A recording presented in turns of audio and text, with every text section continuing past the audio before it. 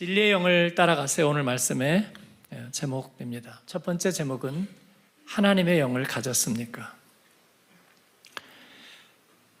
요한일서의 메시지를 우리가 나누고 있는데, 하나님께서 우리에게 주신 것은 하나님의 영을 주셨습니다.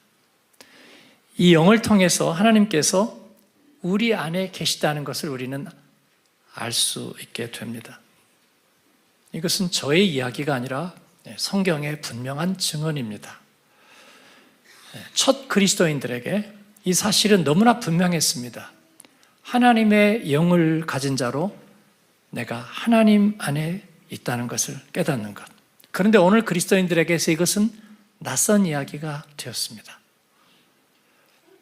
성령의 역사에 대해서 잘 모릅니다. 그래서 저 사람은 신비주의자거나 아니면은 무슨 펀더멘탈리스트, 근본주의자이거나 그렇게 레테르를 붙여버리고, 그리고 그 성령의 역사에 대해서 잘 모릅니다. 영이라고 말하면 그것은 굉장히 애매모호한 이야기가 되었습니다. 그러나 성경의 메시지는 분명합니다. 예수님은 자신이 떠나가시면서 내가 영을 선물로 보내주시겠다 하셨습니다. 그래서 그 제자들에게 몇 날이 못 되어 성령을 선물로 받으리라, 그 약속은 이루어졌습니다. 그것은 모든 사람에게 임하실 성령의 상징적인 데모 버전이었을 뿐만 아니라 실제로 임한 거였습니다.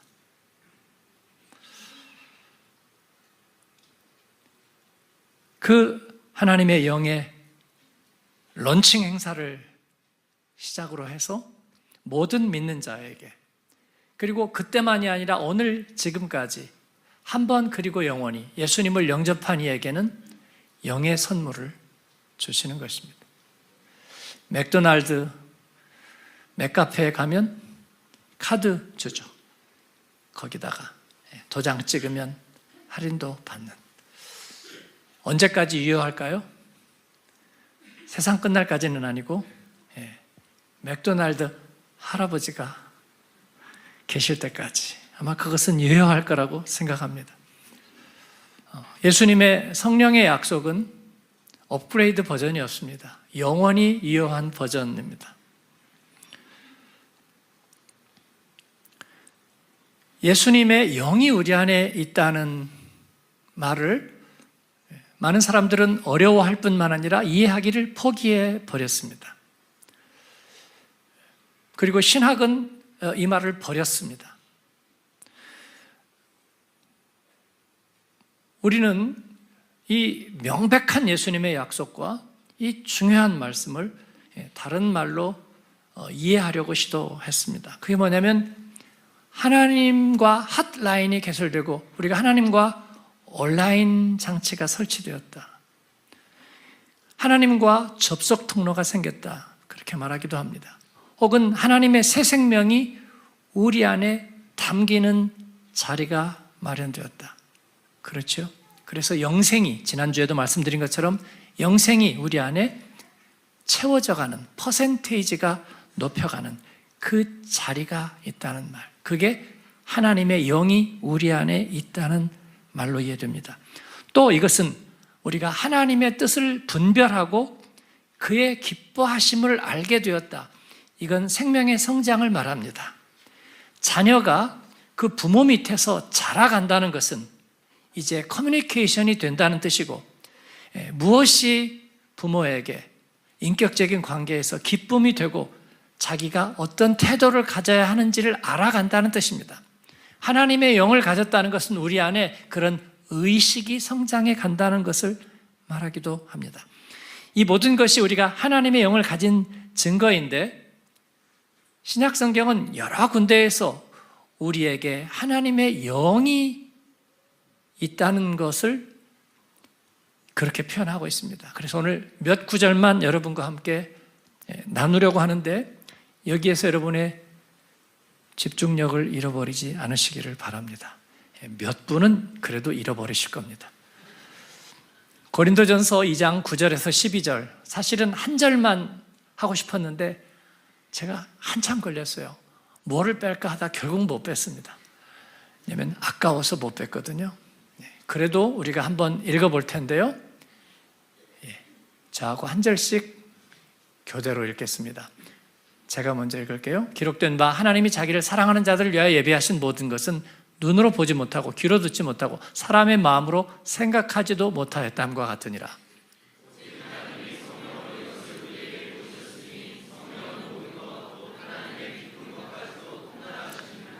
사람의 일을 사람의 속에 있는 영 외에 누가 알리오? 이와 같이 하나님의 일도 하나님의 영 외에는 아무도 알지 못하느니라. 우리가 세상의 영을 받지 아니하고 오직 하나님으로부터 온 영을 받았으니 이는 우리로 하여금 하나님께서 우리에게 은혜로 주신 것들을 알게 하려 하심이라. 아멘.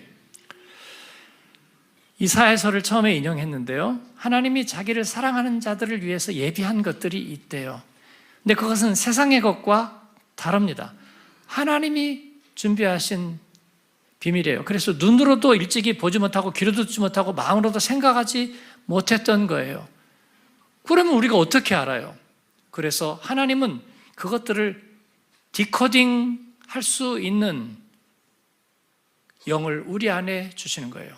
그것을 해독할 수 있는 코드를 우리에게 주시는 거예요. 그게 영이에요. 세상의 일도 이해하려면 세상의 것을 배워야 해요. 그렇죠? 예. 경제학, 수치, 주식 동향 이런 거 그냥 아무나 읽어요? 못 읽어요, 여러분. 읽는 법을 배워야 돼요. 그리고 나면 읽는 거예요. 하나님의 비밀도 하나님의 그 비밀을 읽을 수 있는 눈이 생겨야 하는데 그것은 머릿속에서 저절로 깨치는 것이 아니라 하나님께서 우리 안에 영으로 주시는 거라 그 말씀이에요. 그래서 이 말씀은 하나님께서 우리에게 은혜로 주신 것들을 알게 하려 하심이니라. 하나님이 주시는 그 은혜를 분별해서 받을 수 있도록 하나님은 우리에게 영을 주셨다는 것입니다. 그 다음 로마서 8장 11절, 14절, 15절 세 절인데 우리 같이 읽겠습니다. 예수를 죽은 자 가운데서 살리시는 영이 너희 안에 거하시면 그리스도 예수를 죽은 자 가운데서 살리시니가 너희 안에 거하시는 그의 영으로 말미암아 너희 죽을 몸도 살리시리라. 무릇 하나님의 영으로 인도함을 받는 사람은 곧 하나님의 아들이라. 너희는 다시 무서워하는 종의 영을 받지 아니하고 양자의 영을 받았으므로 우리가 아빠, 아버지라고 부르짖느니라. 아멘. 여기에서 이 성령은 양자의 영입니다. 양자의 영. 그 양자의 영은 뭐냐면 예수 그리스도에게 하나님께서 그 안에 심어놓으신 생명칩, 생명 프로세서. 그래서 그의 영으로 말미암아 하나님은 그의 죽을 몸을 살리셨습니다. 마찬가지로 우리가 그의 영을 받음으로 우리도 예수 그리스도와 같은 모양으로 죄의 몸에 대하여 죽고 하나님에 대하여 사는, 그래서 그의 영으로 너희 안에 거하시는 그의 영으로 말미암아 너희 죽을 몸도 살리시리라. 아멘. 뿐만 아니라 이 양자의 영은 하나님의 자녀됨의 증거입니다. 그래서 너희는 다시는 무서워하는 종의 영을, 종은 상전을 무서워하고 그리고 언제나 두려움을 가지고 있습니다. 왜냐하면 관계가 없기 때문이에요. 그 서로의 관계가 끊어진다면 그는 자기 안전을 보장받지 못할 거예요. 그러나 양자의 영, 아들과 딸의 영을 우리에게 받았으므로 우리는 그에게 아빠, 아버지라고 부르짖느니라. 부모 없이 자란다는 것은 참 슬프고 가슴 아픈 일입니다. 먹고 입고 교육받지 못해서가 아닙니다. 그게 없어서가 아니에요. 엄마 미워 할 사람이 없기 때문입니다. 보호도 받고 돌봄도 받지만 투정 부릴 대상은 없습니다. 나 학교 안 갈 거야 떼부릴 사람이 없어서 그렇습니다. 전에 우리 교회에 있었던 부목사님은 아버지가 돌아가시고 소년 가장처럼 되어서 이 지하 방에 세를 들어 살았는데 옆집 방음이 잘 안 돼서 옆집 아저씨가 꼭 술을 먹고 밤에 늦게 들어와서 그 아들을 그렇게 혼을 내는데 그게 부러워서 이불을 뒤집어 쓰고 울었다 하는 얘기를 들은 적이 있어요. 술 먹고 들어와서 그 한밤중에 잔언에 깨워서 혼낼 아버지가 나에게는 없구나. 그 사실이 그렇게 슬펐다는 것입니다. 우리 하나님은 우리를 깨워서 혼내지는 않으실 거예요. 그러나 우리에게 종의 영이 아니라 양자의 영을 주어서 우리로 아빠, 아버지라고 부르게 하신다. 할렐루야. 고린도전서 12장 3절 같이 읽겠습니다. 그러므로 내가 너희에게 알리노니 하나님의 영으로 말하는 자는 누구든지 예수를 저주라 할 자라 하지 아니하고 또 성령으로 아니하고는 누구든지 예수를 주시라 할 수 없느니라. 아멘. 이것은 초대교회의 확고한 그리스도인의 정체성이었습니다. 예수는 주. 이게 무슨 말인 줄 아세요? 예수 그리스도, 그는 우리의 구원자, 하나님께서 보내셔서 하나님이 육신을 입었습니다. 썩지 아니할 것이 썩을 것 위에 내려앉았습니다. 영원히 시간 안에 침투에 들어왔습니다. 판타지 아니고 그냥 그렇다 하고 그거 아니고 무슨 불교의 연꽃처럼 십자가는 그런 상징물 그런 거 아니고 실제로 일어나지 않았어도 그게 뭐 중요해? 의미가 중요하지 그거 아니고 정말로 인간의 몸을 입으시고 우리 가운데 오셨습니다 라는 그 두 세계의 교집합 한 번 그리고 영원히 일어날 그 예수 그리스도는 우리의 주이십니다라는 고백입니다. 이것을 하나님의 영으로 하지 않고서는 누가 제정신으로 이런 고백을 하겠습니까? 하나님의 영으로 우리가 예수는 주, 예수는 그리스도라고 고백할 수 있다는 것입니다. 이것이 하나님의 영을 가진 자의 정체성인 줄로 믿습니다. 그냥 우리도 세상에서 도를 아십니까? 정도 수준. 그냥 요가를 하면서 뭔가 마음의 평온을 유지하는 정도, 내 삶의 밸런스를 유지하는 정도, 그러면 아무도 뭐라 하지 않습니다. 그런데 하나님은 살아계시고 예수 그리스도는 내 삶의 처음과 나중입니다. 그건 세상의 미움을 받는 것이 될 겁니다. 그러나 첫 그리스도인들은 이 정체성을 분명히 가졌고 우리 한국 그리스도인은 이 정체성을 가졌습니다. 우리의 부모들은 경제적으로 조금 살게 되면 교육을 조금 받으면 책 좀 많이 읽고 학위 따면 이건 필요 없을 거라고 사람들이 생각했습니다. 여기에 다 학위도 있고 교육도 받은 분들이 앉아 계십니다. 그럼에도 불구하고 외로워서 슬퍼서 괴로워서가 아니라 예수 그리스도는 주이시기 때문에 이를 믿고 고백하는 이들에게 하나님의 영이 임하는 줄을 믿습니다. 갈라디아서 5장 16절 17절 같이 읽겠습니다. 내가 이르노니 너희는 성령을 따라 행하라. 그리하면 육체의 욕심을 이루지 아니하리라. 육체의 소욕은 성령을 거스르고 성령은 육체를 거스르나니 이 둘이 서로 대적함으로 너희가 원하는 것을 하지 못하게 하려 함이니라. 아멘. 이 하나님의 영이 우리 안에 계시면 정체성을 주실 뿐만 아니라 우리에게 자녀됨을 그 아이디를 주실 뿐만 아니라 하나님의 거룩한 은혜와 비밀을 분별할 수 있을 뿐만 아니라 우리 안에 하나의 디자이어를 주신다는 것입니다. 그 소욕은 육체가 가지고 있는 디자이어, 식욕, 성욕, 번식욕, 무력과 같은 자연적인 생물학적인 욕구만이 아니라 하나님만이 주실 수 있는 디자이어, 이를 주신다는 것입니다. 그래서 이 두 개가 서로 컨트라스트가 이루어지면서 우리로 하여금 그냥 자연적인 생물로 살지 않게 하고 하나님의 자녀로 살게 하신다. 여러분, 이것이 얼마나 귀중한 일인지 모릅니다. 많은 젊은이들과 청소년들이 자기의 꿈이 무엇인지 모릅니다. 트렌드를 따라가려 하지만 내게 주어진 은사와 탤런트가 무엇인지를 모릅니다. 무엇을 위해서 살아야 되는지를 모릅니다. 주님을 만나면 주님께서 그 영으로 말미암아 우리에게 하나님의 소원을 갖게 하시는 것입니다. 너희 안에 소원을 가지고 행하시는 이는 하나님이시니. 그렇습니다. 그런데 우리가 설익은 기독교가 여기에다가 부담이라는 말을 붙입니다. 저는 거룩한 부담이라는 말도 싫어합니다. 우리 교회는 부담이라는 말은 뭐예요? 뭐냐고? 금치거. 그렇습니다. 기도하는 거 부담스럽고요. 제가 무슨 일을 하는 거 부담스럽고, 그러지 않으려면 방법 하나밖에, 예수 안 믿었으면 되는 거잖아요. 그렇죠? 예. 그렇습니다.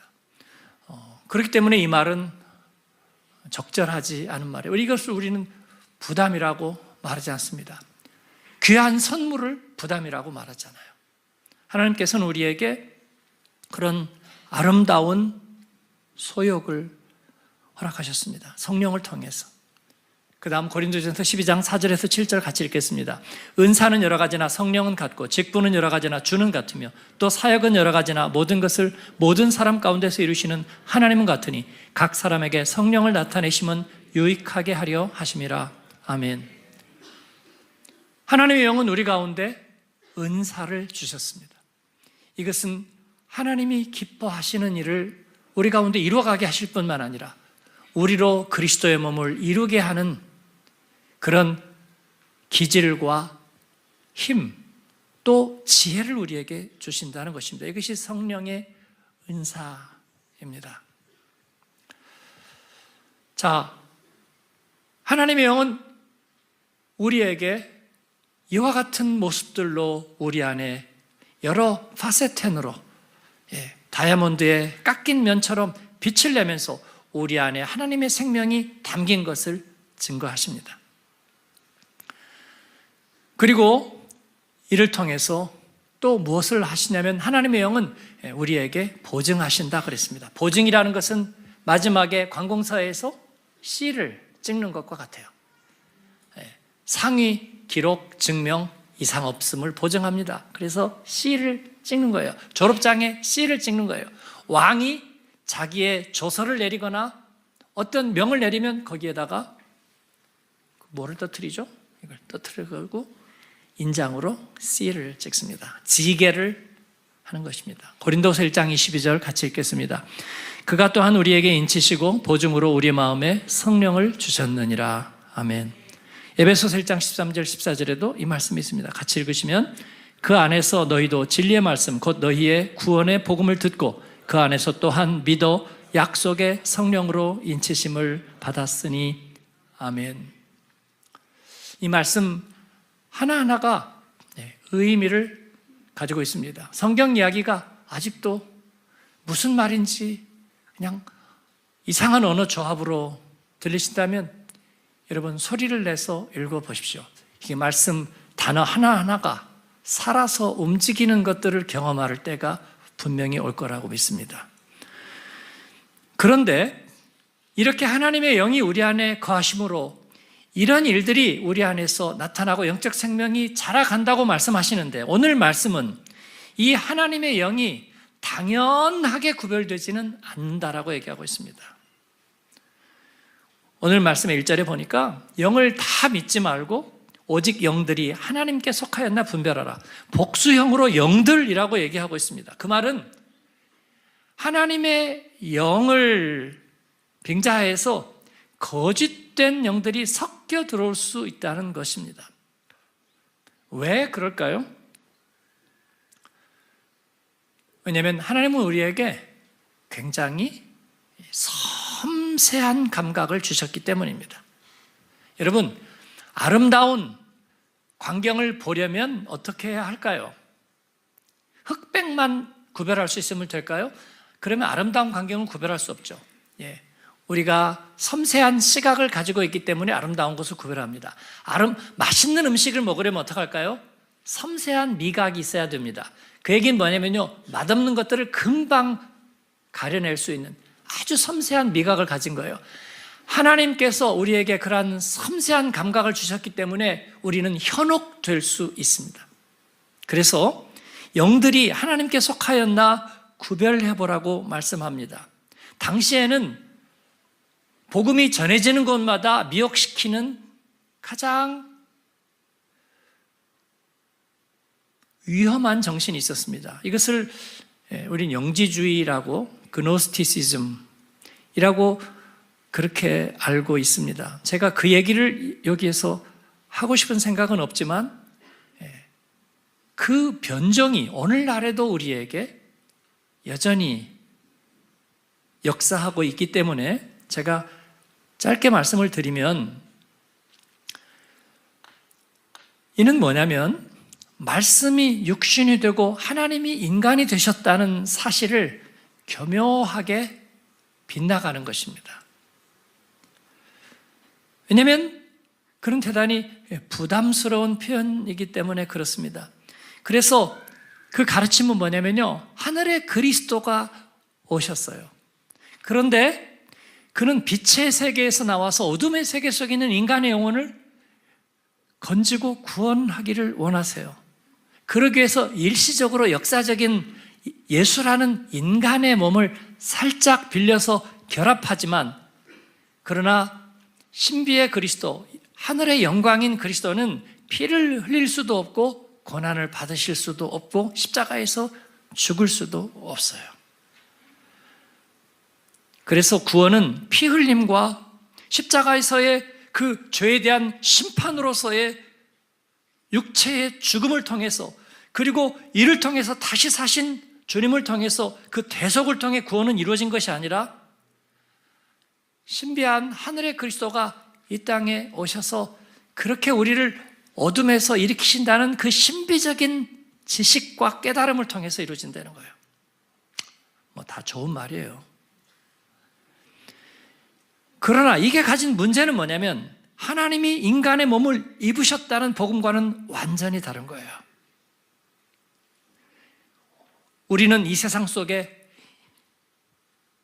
발을 딛고 땅의 사람으로 서 있으면서 동시에 하나님의 자녀가 되는 법을, 바로 몸을 입으신 예수 그리스도와 그의 십자가의 죽으심을 통해서 우리가 죄에 대한 심판과 그리고 하나님을 향해 다시 사는 거듭남의 비밀을 배우게 되는 거예요. 이 복음과 이 지식은 완전히 다른 것입니다. 우리가 이 세상 속에서 주님의 나라를 향해 가는 현실의 하나님의 자녀로 사는 삶을 부인하는 거예요. 이것은 영지주의에 대한 이야기는 잊어버리세요. 이게 왜 오늘 우리들에게 여전히 미혹의 영이 되는가? 그 세 가지 변종은 무엇인가? 그 말씀을 제가 드리려는 것입니다. 거짓된 가르침 속에서 이 영적인 지식만 추구하면 된다고 생각하는 사람들은 뭐가 문제냐면 죄와 맞서서 싸우지 않았습니다. 왜냐하면 몸과 세상은 헛된 것일 뿐이라고 생각했기 때문이에요. 그래서 고린도에도 그런 사람들이 있었습니다. 우상 신전에 가서 매음을 하고 거룩한 의식을 통해서 그들은 정결케 된다고 생각하면서 사실은 신전의 여사제들과 매음을 했습니다. 몸은 그러나 몸일 뿐이라는 생각이에요. 그러나 우리의 마음은 거룩한 곳에 있다. 이게 무슨 말장난이에요, 여러분? 죄에 대한 심판도 받아들이지 않았습니다. 예수님의 십자가는 그러나 이와 다르죠. 자신과 죄에 대하여 하나님의 불꽃 같은 공의가, 그리고 죄에 대한 심판이 있는 거죠. 우리가 예수를 믿었지만 그러나 죄의 삭은 사망이죠, 여러분. 예수님의 십자가는 거룩한 상징이 아니고 실제로 그의 몸이 모든 물과 피와 진액을 다 쏟으시는 심판의 자리이기도 했죠. 예수 그리스도의 사람은 죄의 고통 앞에서 숨을 곳이 없습니다. 우리는 십자가의 예수님과 함께 연합해서 우리의 육체의 죄에 대하여 그리고 세상에 대하여 우리는 죽어야 되었습니다. 그 심판을 면할 수가 없고 철저하게 깨어져야 되었습니다. 그런데 그러지 않아도 된다는 거예요. 오늘날의 변종은 저는 세 가지로 정리해요. 하나는 심리적인 관계 중심 기독교예요. 기독교라고 붙인 것은 여러분, 사이비는 항상 진리에서 파생되기 때문입니다. 그래서 이 기독교는 사실은 기독교가 아니지만 파고 들어온 심리적인 관계 문제, 그건 뭐냐면요, 자기의 내적 상처에 집중하는 것입니다. 내적인 상처를 해결하는 데 골몰하는 심리적인 기독교. 그래서 모든 것은 상처로 이해하는 거예요. 이민교회의 상처, 교회 안의 상처, 목회자의 상처, 직분자의 상처. 그 상처는 어디에서 온 거예요? 다 과거 문제에서 와요. 그래서 과거 문제에 집착하고 내적 상처의 회복과 관계의 회복에 집착하는, 그것은 죄에 대하여 직접적으로 싸우고 직면하게 하지 않아요. 모든 것은 관계 문제일 뿐이에요. 과거의 상처 때문이에요.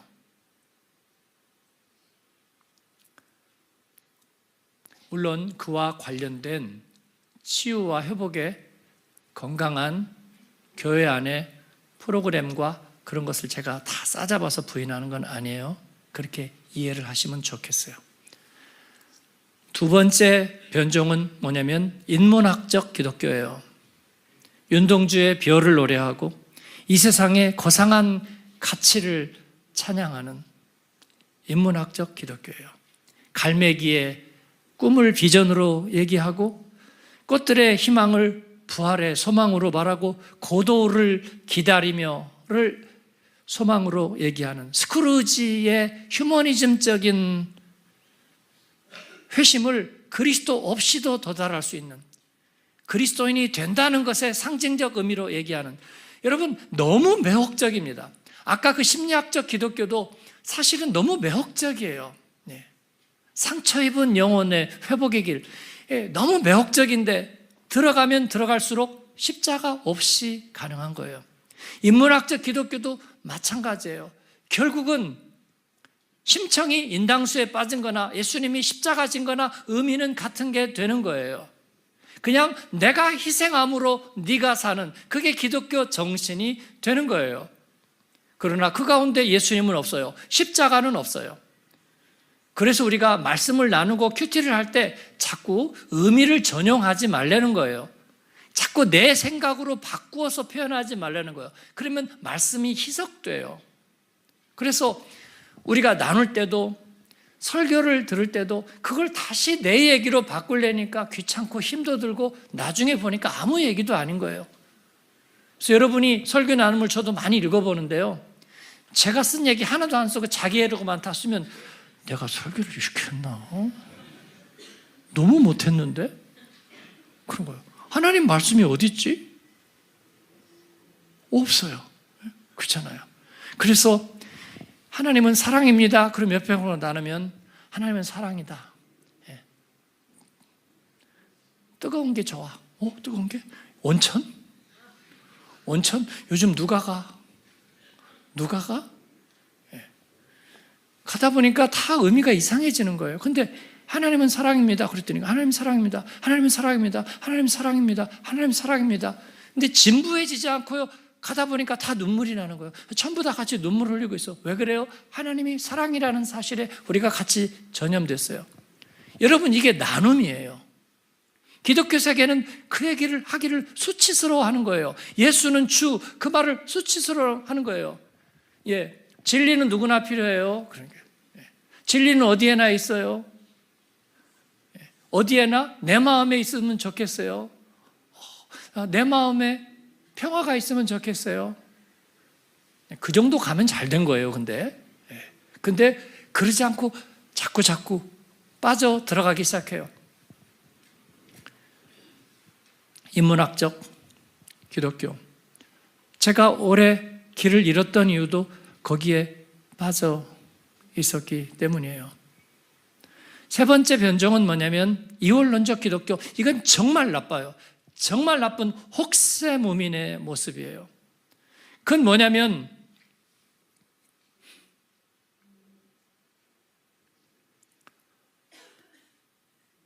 세상의 이해관계를 다 추구하면서도 동시에 그것은 세상일 뿐 나는 영적으로는 가장 고상한 영성을 추구하고 있다고 스스로 믿고 있는 거예요.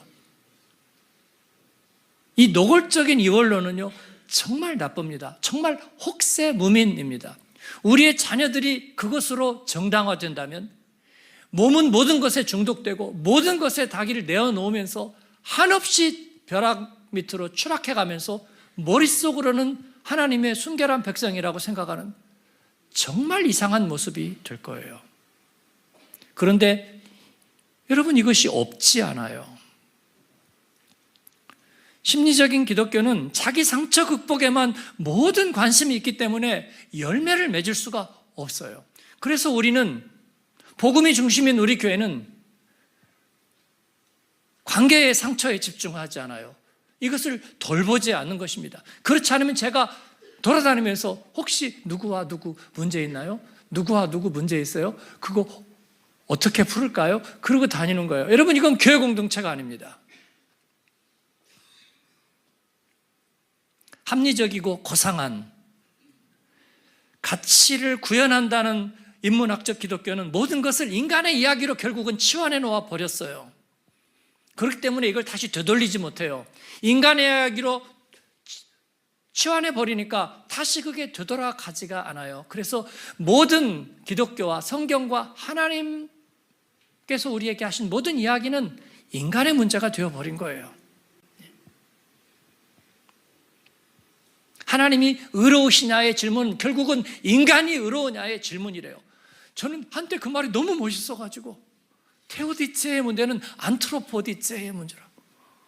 왠지 멋있지 않아요? 모든 것은 인간의 문제일 뿐이야. 여러분, 거기에는 희망이 없고 답이 없는 거예요. 다시 내가 나의 짐을 다시 지고 가는 거예요.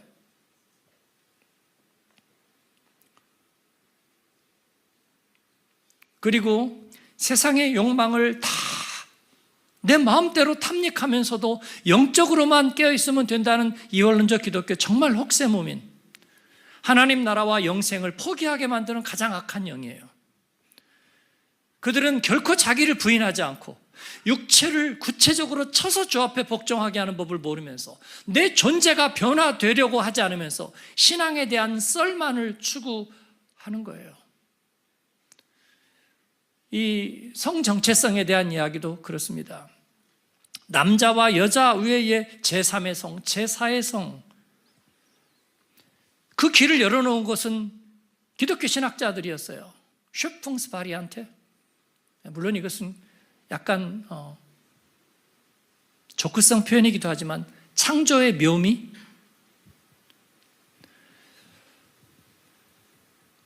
이것을 심리학적 기독교는 인간 병리의 문제를 관계의 문제로 돌려놨어요. 그 사람의 입장에서 생각해 봐내는 거예요. 그의 아픔을, 처음에는 태생적인 아픔이라고 그랬다가 요즘은 태생적이라고 보지 않아요. 자기 결정권으로 훨씬 더 그것은 넘어갔어요. 그 사람의 입장에서 생각, 기독교는 사랑 아니냐고, 그 사람의 입장에서 역지사지해 보았느냐고 그런 거예요. 실제로 어떤 분이 그렇게 얘기해요. 누가 담배를 계속 피우니까 옆에 사람이 힘들어하는 거예요. 그랬더니 다른 사람이 있다가 당신 담배 피워봤냐고. 안 피는데요. 그랬더니 그러니까 그렇다는 거예요. 담배 피우는 사람은 얼마나 힘든지 생각해 봤느냐는 거예요. 말 됩니다. 네. 말 되죠? 그건 직접 제가 들은 이야기예요. 조크였는지 아니었는지 저는 잘 모르겠어요. 그렇습니다. 모든 문제는 심리적인 문제가, 관계의 문제가 될 뿐이라는 거예요. 아니면 성이 몇 개이든 간에 이것이 어떤 가치 문제가 되든 이것은 세상적인 것들 뿐이에요. 그래서 우리 아이가 어떤 선택을 하든지 간에, 그러나 영적으로 우리는 살면 된다는 도피적인 신비주의. 여러분, 이것은 악을 자라게 하지 않을까요? 그렇습니다. 요한은 오늘 말씀에서 애타게 선포합니다. 요한일서 2장 12절 13절 우리 같이 읽겠습니다. 자녀들아, 내가 너희에게 쓰는 것은 너희 죄가 그의 이름으로 말미암아 사함을 받았으며, 아비들아, 내가 너희에게 쓰는 것은 너희가 태초부터 계신 이를 알았으며, 청년들아, 내가 너희에게 쓰는 것은 너희가 악한 자를 이기었음이라. 아멘. 여러분, 여기에는 상징이 들어갈 틈이 하나도 없습니다. 종교적인 교리적인 이해관계가 들어갈 틈이 하나도 없습니다. 그리고 우스꽝스러운 이혼론이 들어갈 자리가 없습니다. 그래서 우리는 여러분 숨을 곳이 없습니다. 한마음교회 교역자처럼 숨을 데가 없어요. 새벽부터 저녁까지 짱 박힐 데가 없단 말이에요. 그렇습니다. 우린 나그네된 세상에서 살면서 한마음교회 그리스도인이라고 말하면서 숨을 곳은 없어요. 네. 교회 안에서만 통용되는 덕담 같은 신앙 얘기 조금 하다가 술집에서는 남의 얘기하면서 얼마든지 세상 얘기하고 그러면서 그렇게 살 수 있는 숨을 곳이 여러분에게는 있습니까? 없어요. 그리고 우리는 세상이 우리를 그러면서 좋아해 주기를 바랄 수가 없어요. 그래도 나는 세상에서 합리적이고 인정받는 사람이야. 나는 여러분들하고 얼마든지 통해. 그럴 수가 없는 거예요. 세상은 우리에게 거리낌을 가져요. 예수님은 우리에게 말씀하셨어요. 세상이 너를 미워하는 것은 너를 미워하는 것이 아니라 나를 미워하기 때문이라 그랬어요. 여러분의 이중적 태도를 정리하겠습니까, 여러분? 교회 잘못 왔네. 그랬을지도 모르겠어요. 두 가지가 다 통하는 대로 가세요, 여러분. 그게 마음에 안 드시면요. 사랑하는 여러분, 우리는 그리스도와 함께 죽었습니다. 죄에 대하여 죽고 하나님의 생명에 대하여 살았습니다. 헛된 소망에 대하여 죽고 하나님 나라의 소망에 대해서 살았습니다. 육체의 삶의 방식에 대하여 죽고 하나님이 기뻐하시는 삶의 방식에 대하여 살았습니다. 죄는 구체적으로 내 안에서 심판받았고 또 이후에도 심판받을 것입니다. 우리는 이를 피하지 않습니다. 우리는 게으름과 인색함과 방탕함을 정당화하지 않습니다. 이것이 진리의 길이에요. 좁지만 가야 합니다. 말씀의 영의 인도함을 받아 분별하고 깨어 있어야 합니다. 말씀을 맺습니다. 요한은 그렇게 얘기합니다. 세상을 그러면 이기는 자가 누구냐라고 묻습니다. 분명한 것은 우리는 세상 속에 살고 있습니다. 그러나 우리의 정체성은 이 세상에 속한 것이 아니라는 사실입니다. 이게 무슨 말이냐고요? 이 말을 밝혀주는 말씀이 성경에 꽉 찼습니다. 상징적인 말 아닙니다. 예수님은 이 말을 어떻게 표현했습니까? 너희는 세상의 빛이라고 얘기합니다. 산 위에 있는 동네처럼 숨겨지지 못하리라. 어둠을 두려워하거나 피하지 않고 어둠을 밝혀내는 세상의 빛이라고 말씀합니다.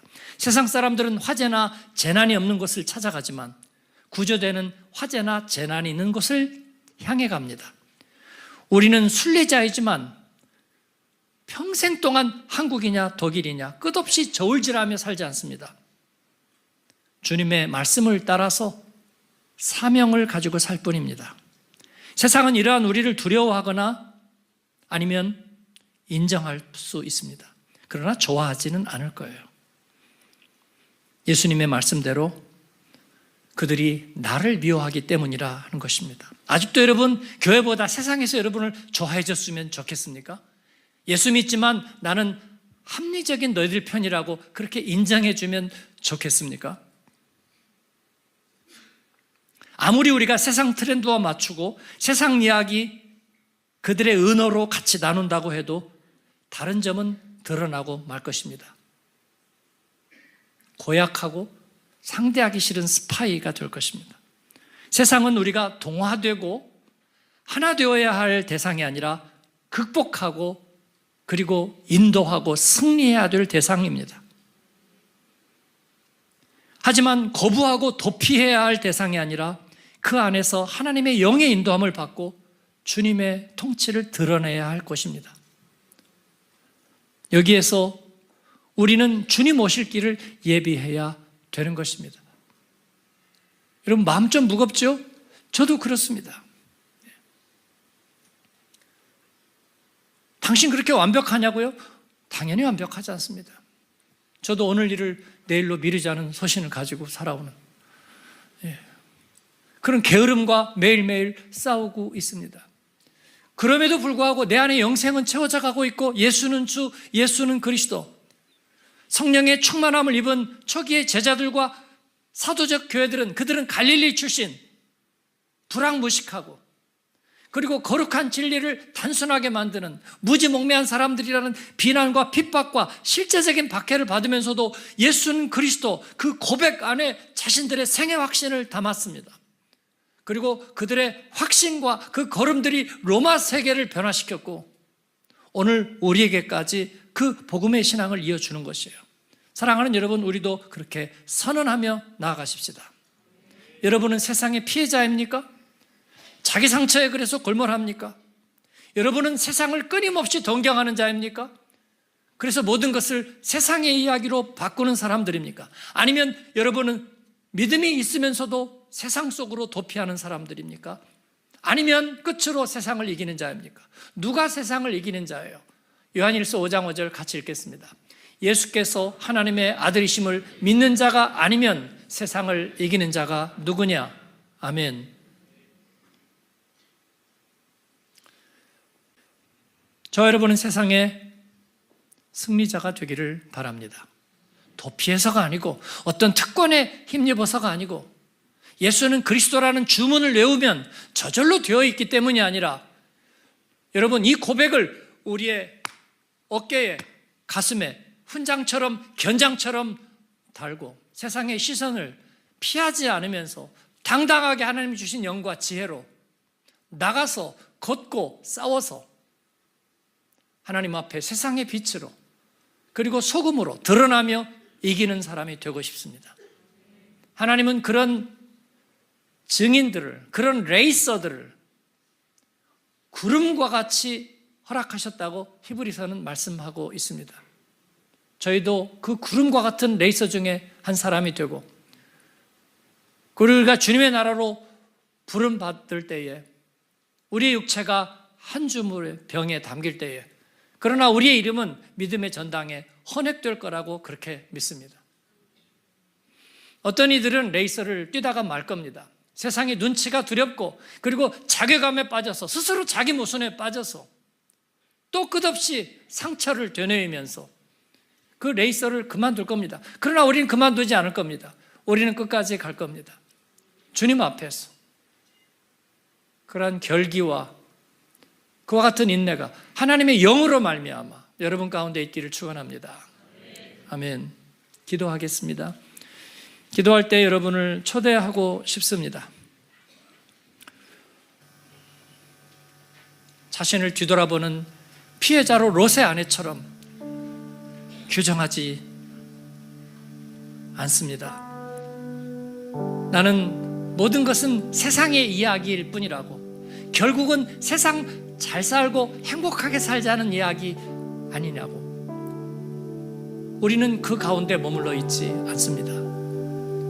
세상은 세상이고 믿음은 믿음일 뿐,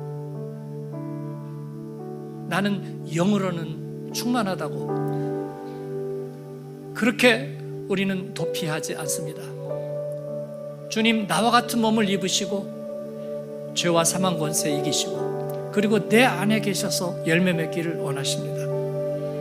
주님, 나는 하나님의 영 안에 있습니다. 나는 그 하나님의 영의 디자이어를 가지고 있습니다. 그를 따라 살겠습니다. 견고하고 흔들림 없이 살겠습니다.